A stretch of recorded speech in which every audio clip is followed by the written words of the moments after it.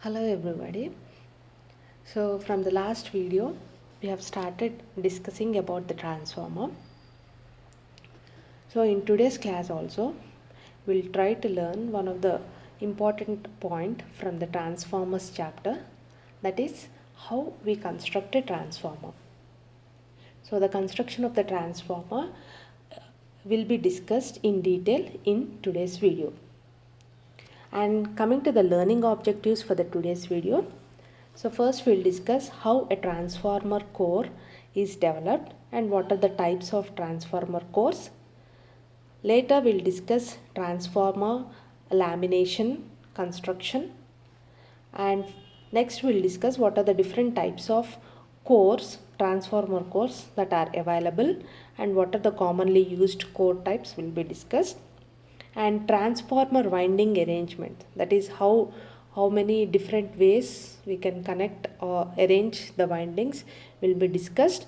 And later we'll discuss what is transformer dot orientation. So this dot orientation point we have discussed even during the inductors chapter, that is when while we are discussing inductors in parallel, I have mentioned a point regarding dot orientation, right?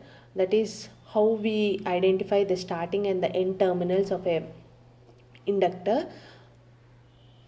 Likewise, transformers will also be identified by its dot, what is its starting and end points, in order to have proper flow of current. And and also there should be no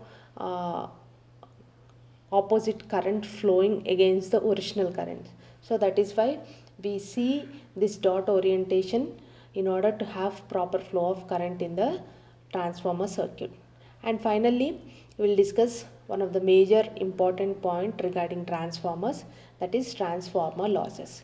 So the various losses that may occur in the transformers will be discussed in today's video. So altogether the physical constructional details of the transformer will be thoroughly discussed in today's class. Okay, so let's start discussing the first point, that is transformer core construction. We know that a transformer is a static device which has a primary winding and a secondary winding wound on a core, and this static device is responsible for transferring the signals from the primary winding to the secondary winding without any change in its frequency, right? And this transformer is helpful in transferring or transforming the voltages and currents either to a higher level or to a lower level, right? So this is what a transformer is, right? So now we'll discuss how this transformer construction will be made. A simple two winding transformer construction generally consists of each winding being wound on a separate soft core or limbs. So this core is also called as limbs, which provides a necessary magnetic circuit. This magnetic circuit, which we call it as transformer core, is designed to provide a path for the magnetic field to flow around, and which is necessary for the induction of the voltage between the two windings. However, this type of transformer construction, where the two windings are wound on two separate limbs, is not very efficient, since we know that the primary winding and the secondary winding are wound on two different limbs, and we see that the two different limbs has a much greater gap between the primary and the secondary windings. So when we have this much of gap between the two windings, it results in a low magnetic coupling, and also the magnetic flux leakage will be there from the transformer itself. That is, there will be no mutual induction taking place when the two windings are wound on two separate limbs which has a separate which which has a larger gap between them. So in order to overcome this problem, there are different types of transformer constructions and designs are available, which are used to overcome these inefficiencies and also producing a small and compact size transformer. Okay, so if we use the traditional way of construction what we have seen in the previous video, that is I have shown you some transformer like this one. You can see this kind of transformer I have shown you in the previous video, I guess. So in this we can see a primary winding on one limb and secondary winding on the other limb. So this kind of construction will not produce the required mutual induction, and also there will be huge magnetic flux linkages. So that is why different designs for transformer constructions are available in order to overcome this problem, and also in order to bring out a smaller and compact sized transformer. So all these points will be discussed in this today's video. So what are the ways how we can improve the efficiency of a transformer? So the efficiency of a simple transformer construction can be improved just by bringing the two windings within close contact with each other and thereby improving the magnetic coupling. So the first thing what we can do is, firstly we have to bring the two windings very close to each other, thereby we can improve the magnetic coupling. Secondly, we can improve the transformer efficiency by increasing and concentrating the magnetic circuit around the coils may improve the magnetic coupling between the two windings. But this point has some disadvantage, like it also has an effect of increasing the magnetic losses of the transformer core. So this point should also be remembered while designing a simple transformer. Next is, by providing a low reactance path for the magnetic field, the core is designed to prevent the circulating electric currents within the core itself.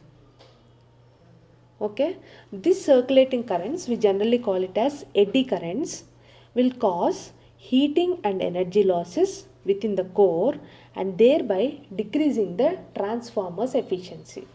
So previously I was telling you that there will be some kind of losses for the transformers. So these losses are mainly because of the eddy current losses, which are caused because of the heating and the energy losses. So because of these eddy currents that form in the transformers, the transformer efficiency will be reduced by providing a low reactance path, by providing a low reluctance path to the magnetic fields, we can somewhat reduce this eddy currents. So in order to reduce these unwanted power losses, generally these losses are mainly due to the voltages induced in the iron circuit, which is constantly being subjected to alternating magnetic fields that are set up by the sinusoidal supply voltage. So one of the way to reduce these unwanted power losses is to construct the transformer core with thin steel laminations. So in the previous class itself, I was telling you that instead of using a solid core construction, we generally go for laminations. That is nothing but thin sheets of same size are pressed together to form a solid core. So in order to overcome the power losses, generally transformers are constructed using laminations. That too, if you use thin steel laminations, the transformer core losses can be overcome. So these are the points which we have to keep it in mind when we want to have an efficient and a simple transformer to be constructed.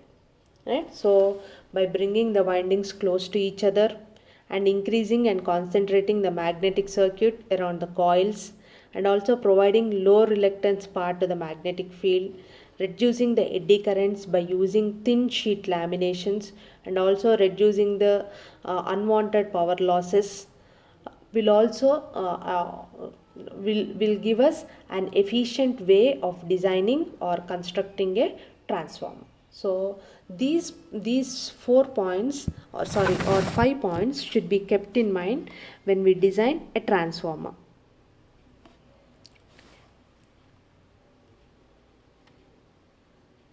So in all the types of transformer construction, what we see here, the central iron core is constructed from a highly permeable material, which is generally made up of thin silicon steel laminations. These thin laminations are assembled together to provide the required magnetic path within the minimum of magnetic losses. The resistivity of the steel sheet itself is high, and thus reducing the eddy current loss and making the laminations very thin. Okay. And these steel transformer laminations will have a thickness between 0.25 mm to 0.5 mm, and as steel is a conductor, the laminations and any fixing studs, bolts are electrically insulated from each other by a very thin coating of insulating varnish, or by using an oxidized layer on the surface of the laminations. Okay, so in almost all the types of transformer constructions, we generally use laminations which are made up of thin silicon steel laminations, and each of the laminations are coated with either insulating varnish or an oxidized layer in order to protect it from as it is a conductor, in order to, as we bound the coil onto the core, in order to avoid any short circuits or shocks, we generally coat it with the varnish or oxide layer on the surface. Okay, so these points are the basic fundamental rules that are very important while we go for the construction of any kind of transformer. Okay, now we'll move on with the transformer core construction. That is, we'll see how most of the transformer construction look like. Generally, the name associated with the construction of the transformer is dependent on how the primary and the secondary windings are wound around the central laminated steel core. Right? So that is how we wound the windings, that is primary winding and the secondary winding, how they are wound on the core will define its name. So based on that, the two most common and the basic designs of the transformer constructions are closed core transformer and shell core transformer. Okay, closed core core transformer. The second one is cell core transformer. So when we see closed core or simply core form, closed core type transformer, the primary winding and the secondary winding are wound outside and surround the core ring.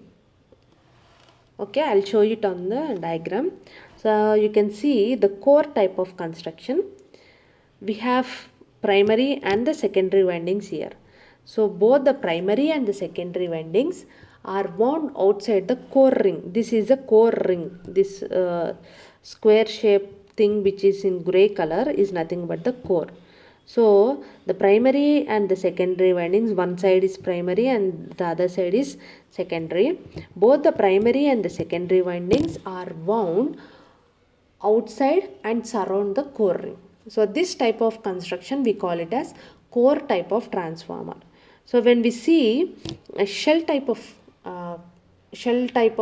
transformer, The primary and the secondary winding pass inside the steel magnetic circuit. You can see it on the diagram. So the windings are inside the steel magnetic circuit, which forms a shell around the windings. Okay, this is the core, and on the central core here we have taken an extra limb. On the limb we will be winding the primary and the secondary windings here. So you can clearly observe the difference between the primary core type construction and shell type construction. Here we have only two limbs.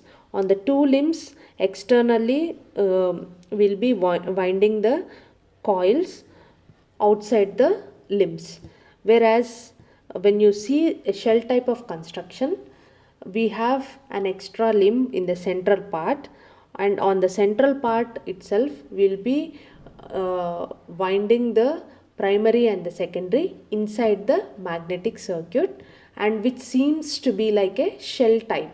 That is why the name is given as shell type or shell core transformer. Okay.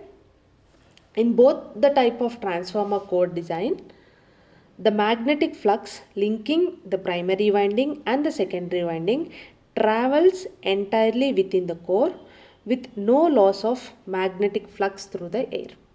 So as you can see, the magnetic flux pi will be circulating entirely within the core.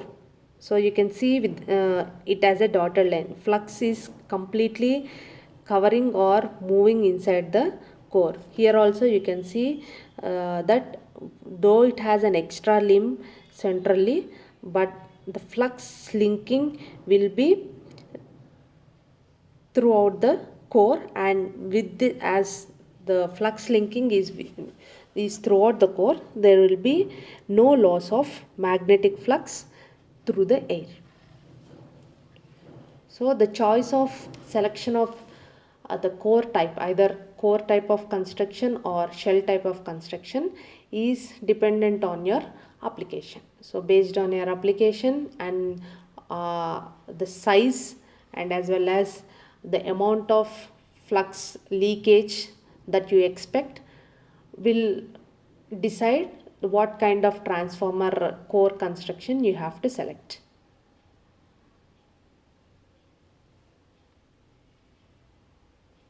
As you can see, in core type of transformer construction, only half of each winding is wrapped around each limb of the transformer magnetic circuit. The coils are not arranged with the primary winding on one leg and the secondary on the other, but instead half of the primary winding and half of the secondary winding are placed one over the other concentrically on each leg in order to increase the magnetic coupling, and also allowing practically all of the magnetic lines of force to go through both the primary and the secondary winding at the same time. So this you can see clearly in the diagram. However, what we see is with this type of transformer construction, that is core type of transformer construction, a small percentage of magnetic lines of force flow outside the core, and what we call this as leakage flux. Okay, so as you can see, both the windings are wound, that is primary winding and secondary winding are wound one above the other in order to increase the magnetic coupling, but there will be some magnetic lines of force flowing outside, and we call this as leakage flux. And when we come to the shell type of transformer, or when we talk about the shell type of transformer, as you can see, both the windings are placed inside the core, right? Here for core type, both the windings are external to the core or outside the core. So that is why we observe some kind of leakage flux. Whereas in shell type of transformer, when we observe this, the problem is overcome. That is, the flux leakage flux is overcome, as both primary and the secondary winding are wound on the same central limb, right? So which has twice the cross sectional area of the two outer limbs. So as we use both the primary and the secondary winding on the same limb, the problem what we have faced with the core type of construction, that is leakage flux, is overcome in the shell type of construction. So the advantage here is that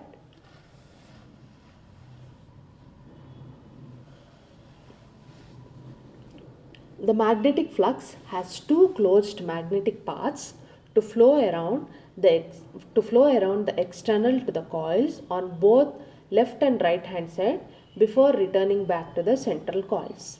This means magnetic flux circulating around the outer limbs of this type of transformer construction, that is cell type of construction, is equal to pi by 2. That is why I have mentioned here as pi by 2 on both the outer side of the limbs. As the magnetic flux has a closed path around the coils, this has an advantage of decreasing the core losses and also increasing the overall efficiency. Okay, so depending upon these 2 points, like I have given you some points regarding core type of construction, and the other points are regarding shell type of construction. So if the leakage flux is okay with you, we can go with core type of construction. But if you want to overcome the leakage flux, and also if you want to decrease the core losses, and if you want to increase the efficiency just by using an extra limb and winding both the primary and the secondary winding on the same limb, you can go for shell type of construction. That is, when we compare both the constructions, core constructions, we can say that losses are a bit lower in shell type of construction when we compare it with core type of construction. Okay, so these are the 2 basic types of core constructions that are available with us. Okay, next we'll move on with the core laminations. Okay, so we might be wondering as how the primary and the secondary windings are wound around these laminated iron or steel cores for this type of transformer construction. So till now we have been talking about how winding things and all, right?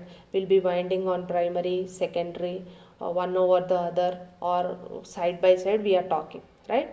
So now we'll discuss how these windings will be wound on the core. The coils are firstly wound on a former which has a cylindrical, rectangular or oval type of cross section to suit the construction of the laminated core. In both the shell and core type of transformer construction, in order to mount the coil windings, the individual laminations are stamped or punched out from a larger steel sheets and are formed into strips of thin sheets which resembles some English alphabet letters like E, L, U or I. Okay, so we just now got to know how core type construction and shell type construction look like. So when you see a core type construction is nothing but it resembles like some two L's connected back to back or one above the other. You can see here, this is one L, this is another L. Or else we can design a core type of construction taking a U lamination on which a I shape laminations are taken. So either you can design the laminations for core type as two L's or one U and I. Okay, whereas when we see this one, that is shell type of lamination, you can see that these are in shape of E shape. When you see here, this is E shape, two E's connected back to back. or one E connected to I, right? So that is in general transformer laminations are nothing but a steel or iron material laminated sheets which are cut from a larger sheets and are formed into strips, and all of them are put together and punched or stamped together to form a complete core construction. I'll show you how these laminations look like. So the transformer core types you can see here. We have shell type laminations and core type laminations. So for designing a shell type laminations, we can take either E in combination with I laminations can be cut out from a large steel sheets, or we can take EE laminations. For core type of laminations we can use LL, which are connected one above the other laminations can be used, or else U and I type of laminations can be used for core type of laminations. So these lamination stampings when connected together from the required core shape. For example, 2E stampings plus 2 end closing I stampings will give us EI core forming one element of a standard shell type transformer core. These individual laminations are tightly butted together during the transformer construction to reduce the reluctance of the air gap at the joints, producing a highly saturated magnetic flux density. And transformer core laminations are usually stacked alternatively to each other to produce an overlapping joint with more lamination pairs being added to make up the current core thickness. This alternate stacking of laminations will also give us the transformer the advantage of reduced flux leakages and also iron losses. So in the previous video also I was telling you that if we use laminated type of core construction, the losses and the flux leakages will be reduced. So that is what mentioned here, that if the stacking of the laminations, if we do in an alternate fashion, what happens is that the transformer will have an advantage of reduced flux leakages and also iron losses. Okay, so E and I core laminations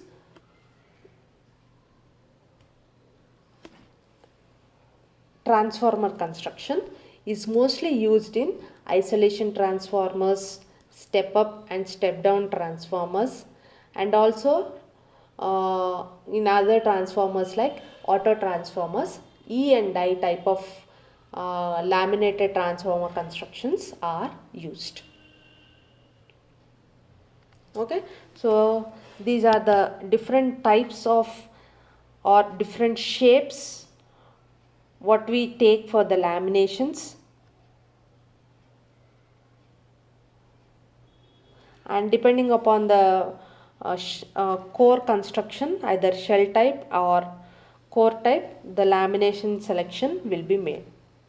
So altogether if we go for the laminated kind of construction for the core, losses will be minimized, that is power losses, and also the power losses I mean in terms of iron losses, and also flux leakages will also be reduced. Next we'll see the transformer winding arrangements. How the transformer winding arrangements are made, now we'll discuss.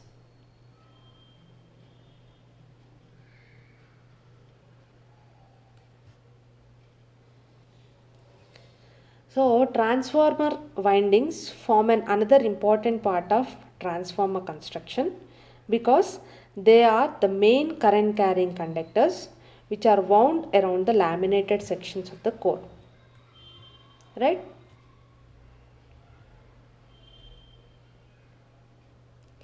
In a single phase two winding transformers, two windings would be present. Okay, so the one which is connected to the voltage source and creates a magnetic flux, we call it as primary winding, and the secondary winding called the secondary, in which the voltage is induced as a result of the mutual inductance. So this point we know, right? And if the secondary output voltage is less than the primary input voltage, what we call that transformer? It's simply a step down transformer. And if the secondary output voltage is greater than the primary input voltage, we call it as a step up transformer. So these points we have already discussed in the previous video. Now we'll discuss what is the type of the wire we use for the windings. In general, most commonly, two types of wirings or wires are used for the main current carrying conductor in a transformer. So in that, the first one is the aluminum and the second one is copper. Okay, so copper and aluminum are mostly used for the winding purpose in a transformer. So what are the favoring points for both of them? We'll discuss. When we take aluminum wire is lighter in weight, and also it is very a bit less expensive than copper. And aluminum wire, a larger cross sectional area of the conductor must be used to carry same amount of current as with the copper. Okay, so it is mainly used in large power transformer applications. So as we have to use a larger cross sectional conductor area of cross section of the conductor, what we use for aluminum must be a bit larger, that in order to carry the same amount of current that a copper wire carries. That is why aluminum made transformers are made up of, are generally used for the carrying large power transformer application. That is, it is used for large power applications. Whereas when we take copper wire, so copper wire is generally used for small kVA powers and voltage transformers, and are used in low voltage electric and electronic circuits. Tend to use copper conductors as they have higher mechanical strength, and also small size conductor can be designed when we compare with the aluminum kind of aluminum wired transformers. And the other important thing is, these transformers are small in size when compared with aluminum, and the final difference between aluminum and copper is these transformers are a bit heavier when we compare with aluminum. So based upon these parameters, like based on the cost constraints, weight constraints, and also the rating things, the selection of the wire, either copper wire or aluminum wire, will be used for the winding of the transformer. So here one point to be mentioned is that both the primary winding and the secondary winding should be of one kind of wire. Either you go for aluminum or you go for copper. So but both the windings should be of the same material.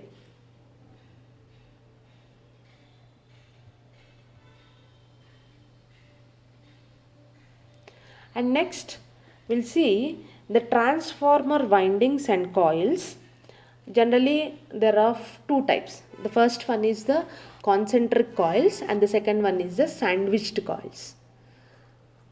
We'll see what is meant by concentric coils and sandwiched coils. So in core type of transformer construction, the windings are usually arranged concentrically around the core limbs and will have higher voltage primary winding being wound over the lower voltage secondary winding. Okay, so in core type of construction, the kind of coil construction what we see is called as concentric circle. That is, the higher voltage primary winding wound over a lower voltage secondary winding. So this kind of concentric, this type of coil construction we call it as concentric coils. Whereas when we go for the sandwiched coils, so sandwiched or pancake coils consist of a flat conductors wound in a spiral form and are also named due to the arrangement of the conductors into the disc. Alternate discs are made to spiral from the outside towards the center in an interleaved arrangement, with the individual coils being stacked together and separated by the insulating material such as a paper or a plastic sheet. So sandwich coils and windings are most commonly used with the shell type core construction.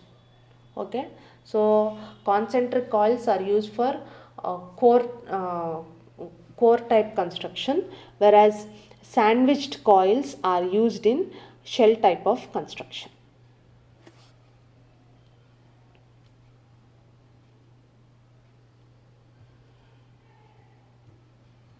Next, we'll see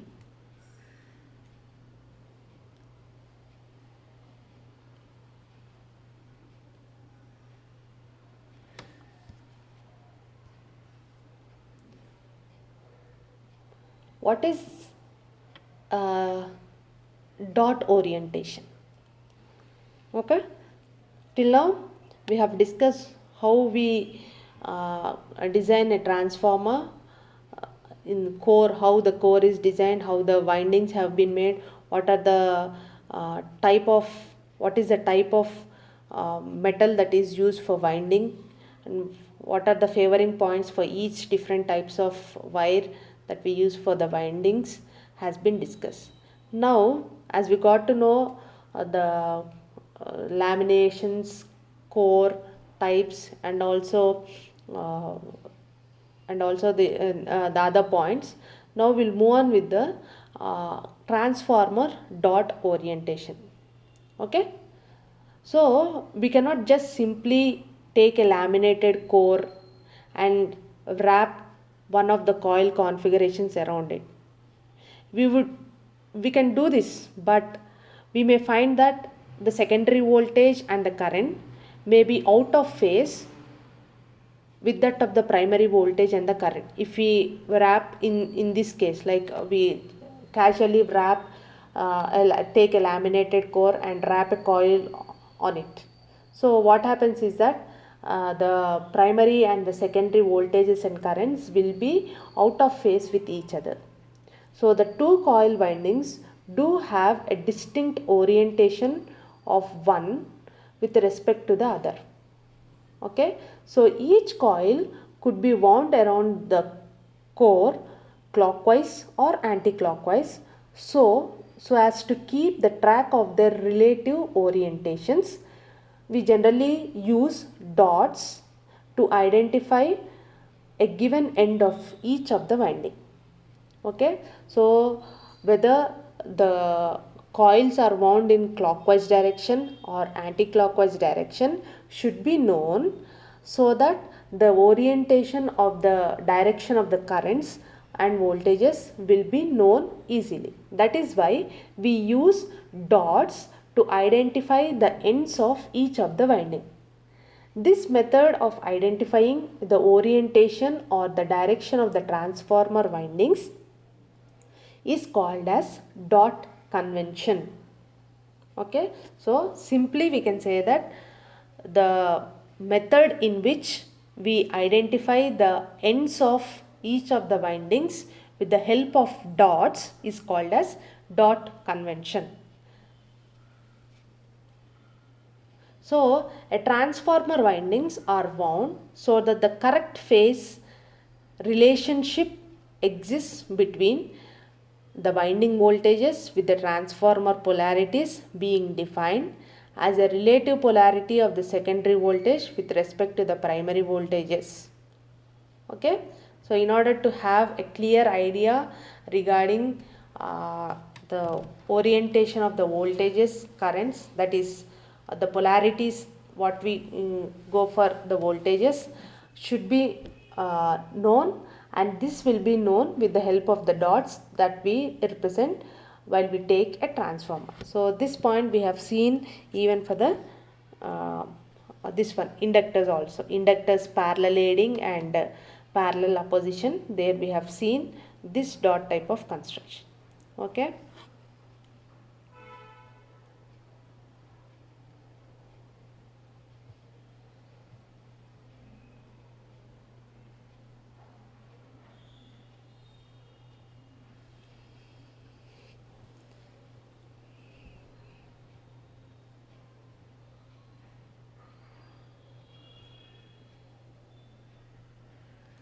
Next, we'll see what are the common losses that we see for any transformer. Okay, so that is transformer core losses. So the ability of iron or steel to carry magnetic flux is much greater than it is in air, and this ability to allow magnetic flux to flow is known as permeability.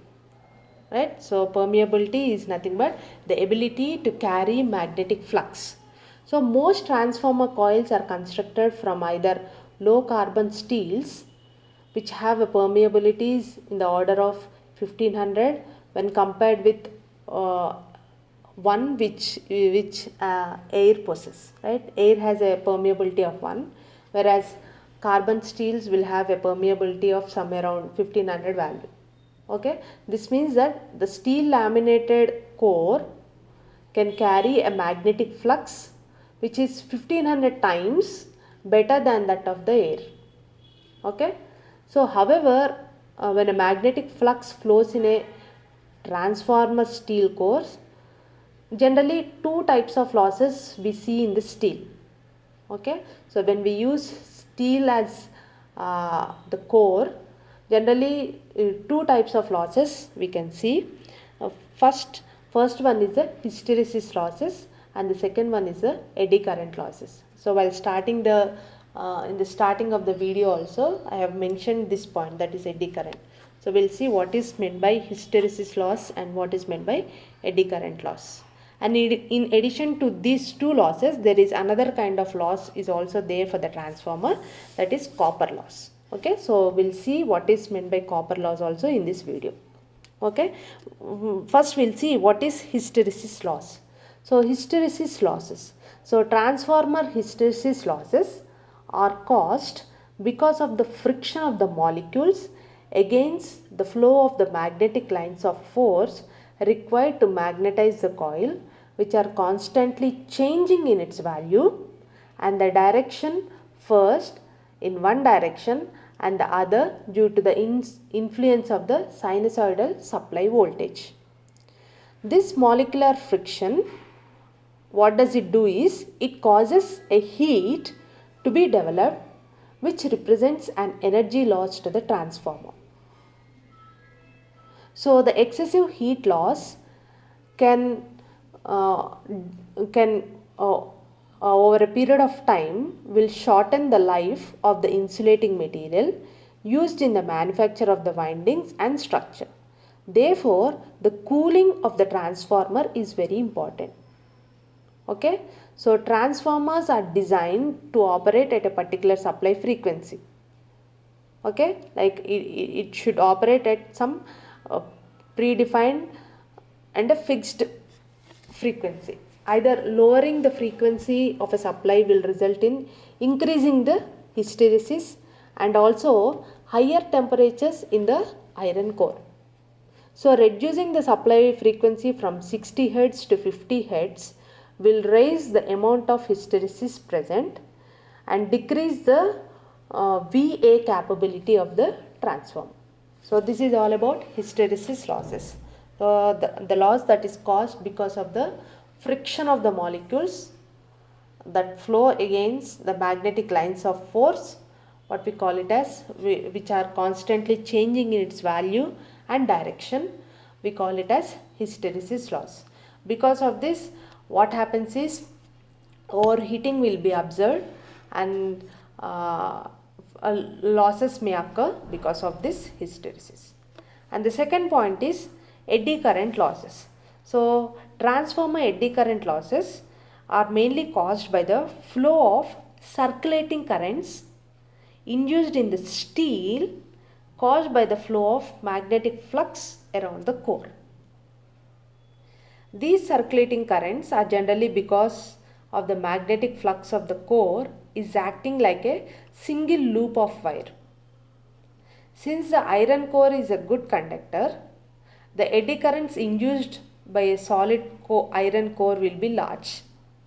So in general, what happens is eddy currents do not contribute anything towards the usefulness of the transformer. But instead what they do is they oppose the flow of the induced current by acting like a negative force, generating the resistive heating and the power loss within the core. Okay, so what this eddy currents will do is it is not at all useful for the transformer. It just make a negative force which makes a power loss within the core.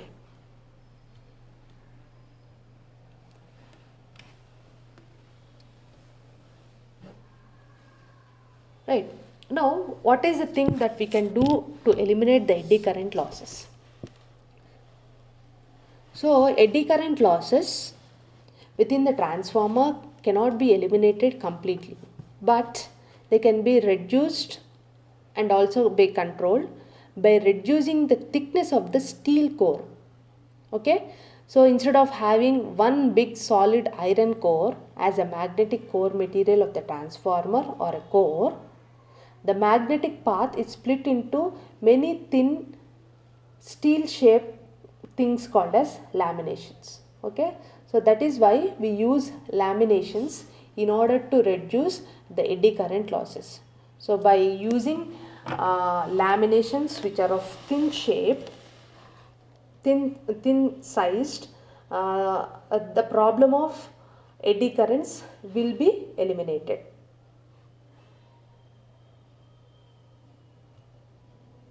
Okay,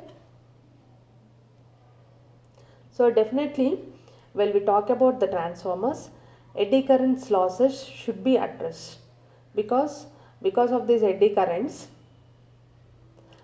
majority of the flux will be leakaged and the actual action of the transformer will be disturbed. That is why eddy current losses should be properly observed and controlled in order to have a proper transformer action. Okay, so these are the two main types of transformer losses that we see.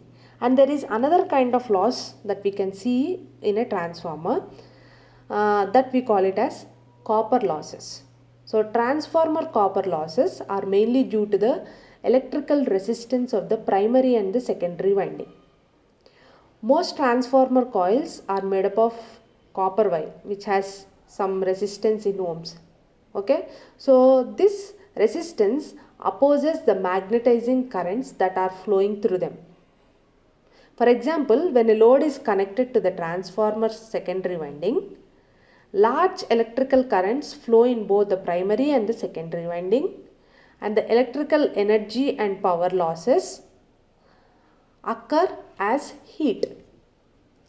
Generally, these copper losses will vary according to the load current, like it will be almost zero when there is no load, and it will be maximum at full load when the current flowing is maximum. That is, copper losses are purely dependent on the load current. When the current is zero, there will be no load and no loss, and if the current is maximum full, that is full load, the copper losses is at its maximum level. Okay, so a transformer VA rating can be increased by better design and also transformer construction to reduce the core and the copper losses. Okay, so the transformers with high voltage and current ratings require conductors of large cross section to help minimize their copper losses. Okay, so increasing the rate of heat dissipation by forced air or oil or by increasing the transformer insulations so that it will withstand higher temperatures, can also help in increase the transformer VA ratings. Okay, so these points are very important to note down, because with these points we can improve the performance of the transformer. Okay, so from all these points we can sort out three important points which can define an ideal transformer. I'll show you. So for any ideal transformer, there should be no hysteresis loops, or hysteresis losses should be 0. And second point is infinite resistivity of the core material, giving 0 eddy current losses. Third one is zero winding resistance, giving 0 I square R copper losses. So when all these 3 points are met, that is no hysteresis, infinite resistivity, and 0 copper losses, all these put together will give us an ideal transformer. Okay, so these 3 points can be achieved by proper selection of the core, proper selection of the windings, and proper selection of the wire material, either aluminum or copper, and proper selection of the laminations. All these put together will give us the best, simple and efficient transformer. Okay, so these are the points which are to be kept in mind while we design a transformer, or when we select a transformer for our particular application. So I'll conclude this video with these points, and in the next coming videos we'll discuss some other points regarding the transformer operational details, and the other different types of transformers will be discussed in the next coming videos. Okay, thank you.